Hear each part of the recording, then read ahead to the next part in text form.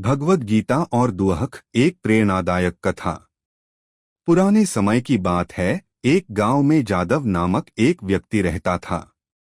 वह प्रतिदिन पूजा पाठ करता, मंत्रों का जाप करता और भक्ति में लीन रहता। लेकिन फिर भी वह हमेशा दुखी और परेशान रहता था। लोग उससे पूछते, तुम्हारी पूजा तो इतनी सच्ची है, फिर भी तुम्हारे जीवन में शांति क्यों नहीं है? जादव के मन में भी यही सवाल था। वह भगवान श्री कृष्ण की भक्ति करता था, लेकिन उसे आनंद और शांति नहीं मिलती थी। एक दिन वह एक वृद्ध संत के पास गया और अपनी समस्या बताई। संत ने मुस्कुराकर पूछा, तुम्हारी पूजा का उद्देश्य क्या है? जादव ने उत्तर दिया, भगवान को प्रसन्न करना और सुख शांति पाना। संत ने कहा, अगर तुम भगवान को प्रसन्न करने के लिए पूजा करते हो, तो क्या तुम बदले में कुछ पाने की अपेक्षा नहीं रखते? जादव चौंक गया।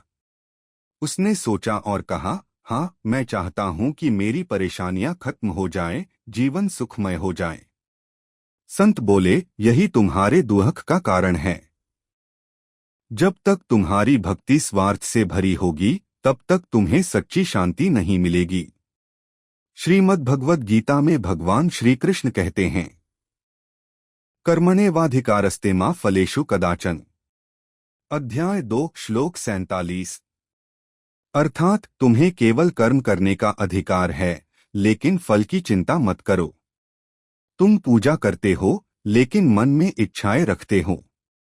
तुम भक्ति में प्रेम नहीं, बल्कि सौदा करते हो। जब तुम्हारी भक्ति निस्वार्थ होगी, तभी तुम्हें सच्चा आनंद मिलेगा। यह सुनकर जादव की आंखें खुल गईं। उसने समझ लिया कि वह भक्ति कर तो रहा था, लेकिन उसमें सच्चा समर्पण नहीं था। वह भगवान से सिर्फ मांगता रहता था, लेकिन प्रेम और आभार से भक्ति नहीं करता था। उस दिन से उसने निस्वार्थ भाव से भक्ति करनी शुरू कर दी। अब वह पूजा के बदले कोई सुख नहीं चाहता था, बल्कि प्रेम से भगवान को समर्पित करने लगा। धीरे धीरे उसका मन शांत होने लगा और उसके जीवन से दुहक मिटने लगे। शिक्षा। श्रीमद् भगवद गीता हमें सिखाती है कि सच्ची भक्ति निस्वार्थ होती है।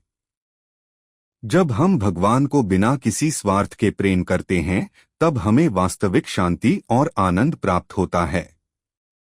इसलिए पूजा पाठ को केवल इच्छाओं की पूर्ति का माध्यम न बनाएं, बल्कि इसे आत्मिक शुद्धि और प्रेम का साधन बनाएं।